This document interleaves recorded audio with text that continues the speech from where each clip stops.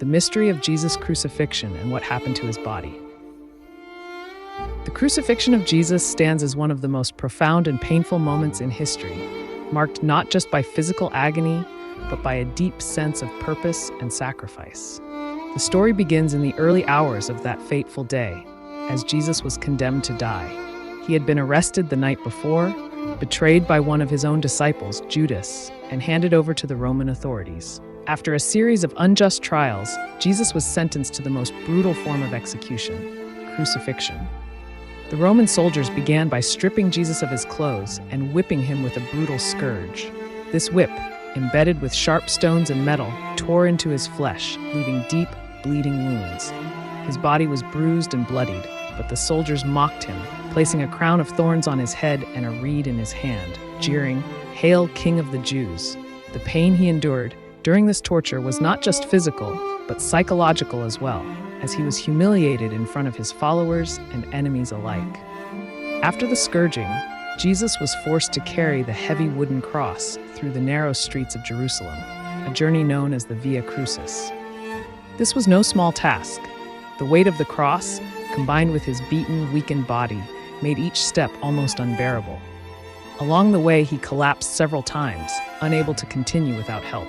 Simon of Cyrene, a passerby, was compelled to carry the cross for him, helping him along the way as the crowds watched. Upon reaching the hill of Golgotha, also known as the place of the skull, Jesus was laid down on the cross. The soldiers then drove large nails through his wrists and feet, securing him to the wood. Each nail, each strike, caused immense pain, and yet Jesus endured it all. The process of crucifixion was designed to break the victim physically and mentally. Jesus hung there, his body twisted in pain, struggling to breathe. Every movement, even to take a breath, was a sharp agony as he was slowly suffocated by his own body weight. Jesus was crucified between two thieves, both of whom were criminals condemned to die. One of the thieves mocked him, saying, "Aren't you the Messiah? Save yourself and us." But the other thief rebuked him, saying, "Don't you fear God, since you are under the same sentence? We are punished justly, but that this man has done nothing wrong." Turning to Jesus, he said, "Jesus, remember me when you come into your kingdom." Jesus replied, "Truly I tell you, today you will be with me in paradise." This powerful exchange showed the mercy and forgiveness Jesus offered even in his final moments. As Jesus hung on the cross, he looked out at the crowd and spoke several words, each carrying deep meaning. To his mother Mary and the beloved disciple John, he said, "Woman, here is your son," and to John, "Here is your mother," entrusting them to each other's care. Jesus' final words were, "It is finished." With those words, he declared that his mission was complete, that the ultimate sacrifice for humanity's sins had been made. Finally, he cried out, "Father, into your hands I commit my spirit." And with that, he breathed his last. The death of Jesus was witnessed by many, including his followers, some of whom had been present at his trial, the crowds that had followed him, and even Roman soldiers who had carried out the crucifixion.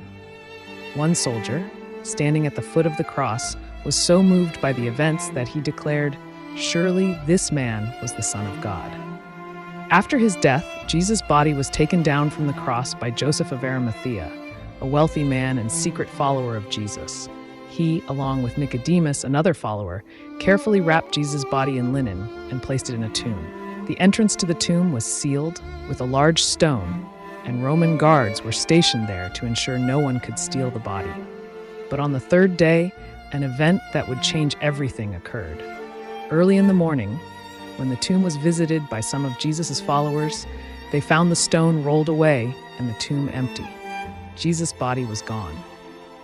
The resurrection of Jesus is the cornerstone of Christian faith, signifying that death had been defeated, that Jesus had conquered sin and death, and that eternal life was now possible for all who believe in him.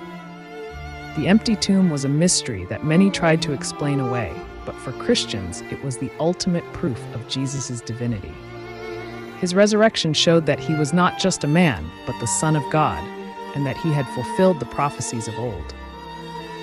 His followers would go on to spread this message, and the story of his death and resurrection became the foundation of Christianity. The crucifixion and resurrection of Jesus are not just historical events, but deeply spiritual ones. They symbolize sacrifice, forgiveness, love, and the hope of eternal life. The cross stands as a reminder of the unbearable pain Jesus endured, and the empty tomb shows us that even in death, there is hope and victory. His love was so great that he gave everything for us, so we could have a chance at eternal life. If this story moved you, if it reminded you of the depth of his love, then let's not let his sacrifice be forgotten. Subscribe to this channel to join a community that keeps his story alive. Your one click helps us reach others who need this message of hope.